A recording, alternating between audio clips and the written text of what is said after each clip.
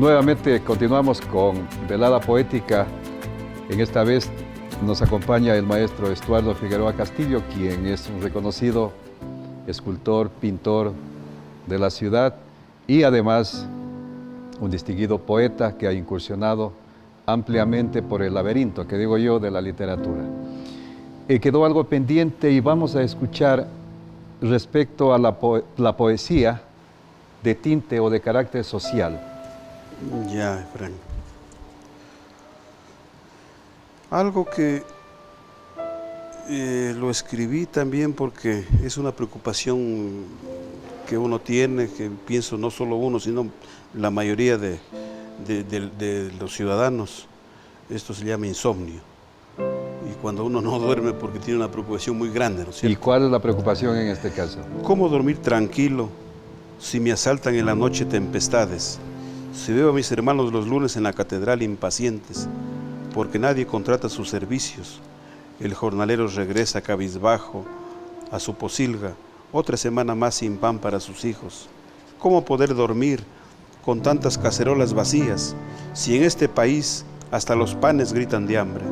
¿Quién puede dormir con todo esto, si las maletas desfilan con sus dueños hacia el aeropuerto, cargado de ilusiones, en busca de mejores días, mientras sus pies son taladrados por las lágrimas de sus hijos que se quedan? ¿Cómo poder dormir si el hambre galopa por los techos? Si en las calles veo esqueletos vivientes que creo que murieron hace tiempo, como ha muerto la honradez y la justicia. ¿Qué persigue el poeta con la poesía social? ¿Qué persigue? ¿Cuáles son los destinatarios? Yo creo que es un tipo de protesta porque uno está incómodo con el sistema, con lo que va sucediendo, y esta poesía que se hizo hace años como que está vigente porque los problemas siguen ahí. De alguna medida es un grito desesperado que quiere que al menos alguien lo escuche para ver si se trata de cambiar, aunque yo pienso que es difícil que a través de poesía cambiemos un sistema, pero sí podemos ir generando conciencia, sobre todo en la gente. Y de lo que tú lees, ¿y cuál es la tendencia actual dentro de la poesía? ¿Está encaminada dentro de un marco referencial de carácter social o prevalece el romanticismo de lo que tú has podido leer ahora en la actualidad? Hablemos de la producción poética ecuatoriana en términos muy generales. Y sobre todo como que la tendencia hay a lo amatorio. Lo social como que se lo encasilla en que sucedió hace años y ya no se lo retoma. Pero yo pienso que sigue vigente mientras siguen los problemas sociales. Uno no puede estar a espaldas de esa realidad, ¿no? Claro, tú mencionaste bien que una gota de agua no puede cambiar el rumbo de un río, en este caso utilizando una metáfora, pero sí crear la conciencia para que de gota en gota, literalmente hablando, se pueda crear una conciencia respecto a un sistema que, dependiendo del punto como lo veamos, puede ser bueno para unos, excelente para otros o pésimo para otro grupo. Claro, es que en estos sistemas siempre va a haber un ganador y siempre hay muchos perdedores. Así es. Bien, me gustaría compartir este poema que lo escribí hace aproximadamente unos 6, 7 años en un periódico de la localidad donde yo tengo una columna diaria. La he leído a la columna. Bien, está estructurada dentro del verso clásico y es una décima. Para referirme a nuestra gastronomía. Hay una ruptura un tanto visible respecto a lo que acabaste de leer, pero esto también es social. Así es. Y se ubica dentro del asunto de gastronomía, que me gustaría compartir. Me han pedido de verdad algunos amigos y vamos a complacerlos. Nuestra gastronomía. A mi amigo Juan Cedillo le marea la fritada, de Belén y acompañada de un humeante motepillo. Algo más el picarillo no perdona a la asesina, ni tampoco la gallina, pero runa, no falseta, diagonal al agua glorieta en el valle en plena esquina. Una guata del manaba calladito sin alarde, a las 4 de la tarde a la panza pone aldaba. Un fresquito de guayaba junto a un plato de chanfaina, de un tirón el hambre amaina y nos pone boca arriba, descansando a las derivas, inclusive sin polainas. Pata y nervio no está mal si se encuentra medio flojo, con ají del diablo rojo, allá arriba el pedestal. Un zambate o un tamal en la esquina del Bolívar, más duranos en almíbar son potajes baratones, para todos los glotones de buen gusto y paladar. Un pinchito de chorizo, de pechuga o rabadilla, en la Chile, maravilla, dijo un cura primerizo. Como ven, hay muchos guisos en mi loja alcanforada, doraditas empanadas más un vaso de morocho, miel, quesillo, buen sancocho, repecú y gallina asada. Un cuerito en Santa Cruz el domingo al mediodía, nos devuelve la alegría por si acaso un patatús. Mi vecina Soy la Luz, que es un as para el bolón, y lo compra en el La Colón, más café pero de chucho, y lo toma con don Lucho, que la adora con pasión. Muy bonito. Va a hacer abrir el apetito ya. Y es la hora. Es la hora. Sí, pues este es mi estilo, apelando más al verso clásico, a la métrica rigurosa. No así como yo veo la tendencia actual, parecería que el verso clásico está quedando rezagado frente al verso libre, que en este caso Sí, tú has apelado sí. al verso libre. Sí, yo voy en la línea del verso libre. Pero en países como Perú, como Colombia, sigue sobre todo la métrica y sigue habiendo la rima y hay mucha poesía, sobre todo riquísima en esta línea. Claro, la el décima soneto, que no se ha perdido. no se ha perdido. Aquí estuvo también un gran maestro del soneto, doctor Armando Costa Febres. Claro, nuestro amigo Leonardo. Fue un gusto Armando. tenerlo aquí. Nos leyó algunos poemas que tiene en esa versión en soneto. Claro, esa musicalidad que permite una décima no se ha perdido, pero sí es muy notorio, y haciendo una comparación, como tú dices, en el norte peruano especialmente, en Colombia, Ecuador, ¿dónde cultivamos la décima? En Esmeraldas. La parte de Esmeraldas. En Esmeraldas. Aquí en Loja, Quiezave, Fresa, Arango. Algo Rubén también he leído, Rubén Ortega y Alfredo Jaramillo también hizo algo. En décimas, perfecto. Pero la tendencia es que al ser popular parecía que se diluía dentro del gran espectro de la poesía, entre comillas, intelectual que mucha gente esbozaba. E incluso hasta perdió, no sé si se ha reivindicado la categoría de poesía, porque se utiliza un lenguaje, como escuchamos, muy popular, muy coloquial, muy lineal, que no amerita mayor esfuerzo intelectual para entenderlo. Bueno, son gustos que cada quien tiene en el momento de elegir. Así es, lo importante es poder expresarlo, ¿no? Así es, y de una lo manera siente. muy clara. Es interesante conocer y saber la confluencia de la poesía y la pintura, dos espacios en los cuales tú te manejas muy bien. Ahora queremos conocer tu génesis pictórica. ¿Cuándo fue? ¿Cuándo empezó tu trayectoria? Y algunos trabajos que mucha gente de aquí de la ciudad no conoce, y es preciso que tú los refieras. Algunos que están a la vista aquí en la ciudad de Loja y que no conocemos exactamente cuáles son aquellas obras que tú plasmaste y que están a la vista aquí en la ciudad. Bueno, la pintura yo empecé por el año 1978 haciendo una primera individual en la Casa de la Cultura.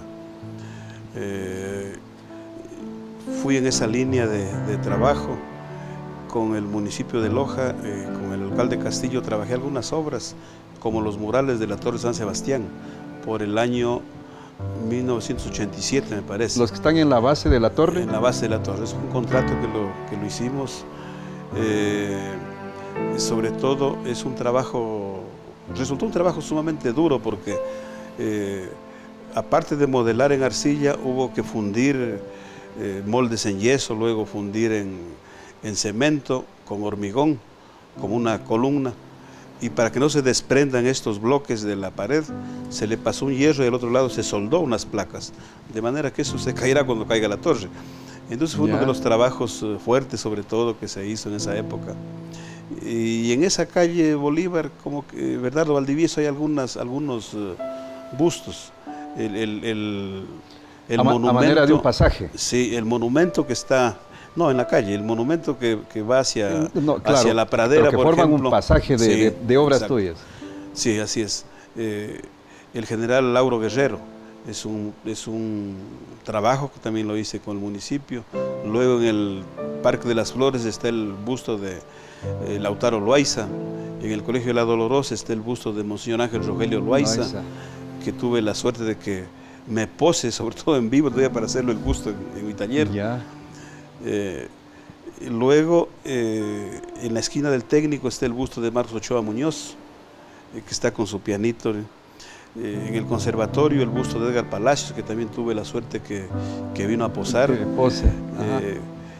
Y aquí en la ciudad hay algunos bustos, algunos trabajos que se ha ido haciendo que son, antes que una escultura artística, más bien encargos donde está la fotografía o el modelo y lo que hace uno es aplicar sobre todo la destreza de poder encontrar el parecido y utilizar sobre todo las herramientas básicas, fundamentales de la escultura, del retrato, pero que son espacios sobre todo que le permiten a uno ir teniendo ciertas satisfacciones al modelar a personajes ilustres de Loja que han sido que han tenido su ejemplo de vida, han sido luchadores, han sido gente que se ha ganado un espacio en la cultura, en la vida política, en la vida social.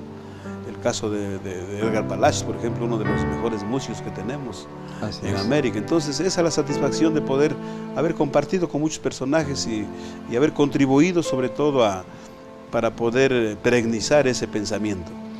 ¿Y en el sector docente eres maestro de literatura o de pintura?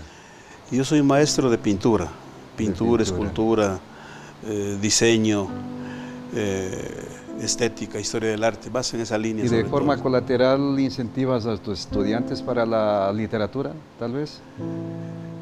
Hemos conversado, hemos leído, lo que pasa es que como la poesía anda de la mano, y de hecho la mayoría de pintores siempre hicieron también poesía y narrativa. Así es. Entonces eso como que va junto, como que no se desprende, ¿no? Y muchos de los amigos exalumnos que han estudiado pintura también han trajinado y han estado en el mundo de las letras. Y siempre he querido saber esto, y por eso lo pregunto. ¿Necesariamente hay que incursionar en una escuela de arte para tener la solvencia profesional para pintar? ¿O alguien que sí tiene aquello puede incursionar dentro del campo pictórico? No, sí, de hecho hay mucha gente que son autodidactas, A eso me refiero. que no han ido a una academia, no han ido a un taller, pero el trabajo diario, constante de estar con modelo y haciendo la naturaleza, han incursionado en el mundo de la plástica. Nosotros tenemos aquí en Loja, por ejemplo, a Brajaín, Víctor Raúl Jaramillo y Nostroza. Él no estudió en ninguna academia, él ya a la edad de 40 años, ya cuando estaba grande, empezó a incursionar en la pintura y le fue muy bien. Lamentablemente se nos fue muy joven porque falleció, pero es un hombre que es reconocido, forma parte de la historia de la plástica nacional. Se lo relaciona mucho con una técnica de los ceraceites que él inventó y consta en las páginas, sobre todo de los críticos que lo ubicaron como uno de los pintores importantes del país, y fue un autodidacta. Él no fue a ninguna academia. Entonces hay mucha gente que se ha ido haciendo así, sobre todo con la entereza de querer hacer. Igual que lo que pasa en la poesía. Por ejemplo, yo jamás he estudiado poesía, ni literatura, ni nada. Simplemente a veces la lectura, leer diferentes autores, se puede llevar también a ir esbozando, a ir escribiendo, y vas encontrando cosas interesantes, ¿no? Yo recuerdo una máxima, si cabe el término, que la dijo hace algunos años el maestro Fausto Aguirre, en algún momento cuando participábamos de una tertulia poética. Y eso me dio un poco de esperanza para seguir en la poesía. Dijo él que no hay ni buena ni mala poesía, lo que hay son estilos. Claro, si cada quien se expresa a su manera, ¿no? Así es. Eso es lo que él manifestó, claro, pues no pude inquirirle por qué, pero así lo manifestó. Y en la poesía, en el arte, no deberían haber competencias, no deberían haber concursos, porque cada quien expresa a su manera. Festivales, sí. Festivales, sí, Perfecto. donde se muestre, recitales poéticos. Por ejemplo, esta tertulia a mí me encanta porque estamos conversando, estamos compartiendo lecturas Así y posiblemente la ciudadanía, a algunos les gustará, a otros no, pero esa es la libertad. Así es. Y esa es la poesía, ¿no es cierto? Porque cuando, Eso es el arte. Yo considero que cuando una obra de arte, hablemos de una pintura, o un poema, o un conjunto de poemas, o una novela, etcétera, entra a un proceso de concurso, y pueden jugar o pueden incidir muchos factores para elegir, no necesariamente a la obra que corresponde. Pueden intervenir otros intereses ya que se escapan puramente de la belleza de un poema o de la exquisitez de una pintura. En otras palabras, el asunto se comercializa, es mi criterio. Se comercializa, ¿por qué? Porque están apuntando hacia un objetivo que es ganar un premio. Claro, aunque no hay que descuidar también que el arte debe tener su valor y debe uno pagarse por ese valor de ese arte. Los poetas, por ejemplo, no pueden vivir regalando los libros, ¿no es cierto? Alguien tiene que comprarlos para que él pueda comprar material y seguir publicando, etcétera. Los pintores, los artistas igual tienen que vender su obra para poder tener materiales, para poder alimentarse, para poder hacer su vida. Entonces el arte sí debe tener un valor y ese valor tiene que sobre todo respetárselo, ¿no? Traigo a colación esto porque hace aproximadamente unos 20 años se hizo una especie de, no de concurso, sino que una suerte de demostración para explicar lo que yo digo, que cada poeta, cada novelista, etcétera, crea su propio estilo. Claro. Leyeron 3 poesías, 3 poemas de 2 estudiantes de pregrado de la Universidad de San Diego, en Estados Unidos, y una de Octavio Paz, del mexicano que fue incluso Premio Nobel de Literatura. Leyeron de manera imparcial, sin conocer obviamente cuáles eran los autores, un jurado, y casualidad, o no casualidad, pero sorpresa, que entre comillas pusieron en primer lugar por la calidad el trabajo de un estudiante de literatura de pregrado. Entonces aquí me cabe la pregunta de, ¿es el estilo o es la persona la que pesa o es la calidad misma de un trabajo? Es que mucho depende a veces también del jurado, del gusto estético que tiene el jurado. Exactamente. No podemos olvidarnos nosotros, por ejemplo, lo que pasó con Eduardo Kingman. Cuando Eduardo Kingman presenta su obra al concurso Mariano Aguilera en Quito, que lo lleva su hermano Nicolás, y el jurado lo rechaza, dice esto es fuerte, esto no es arte, esto es grotesco. Y esa misma obra el siguiente año con otro jurado, Pablo Palacio estaba de jurado ahí, tiene el primer premio. Y ese es el espaldarazo que tiene Eduardo Kingman. Bien. Entonces, ¿cómo entender que con un jurado una obra no tiene valor y con otro es premiada? Bueno, seguiremos con este valioso comentario después de esta pausa publicitaria.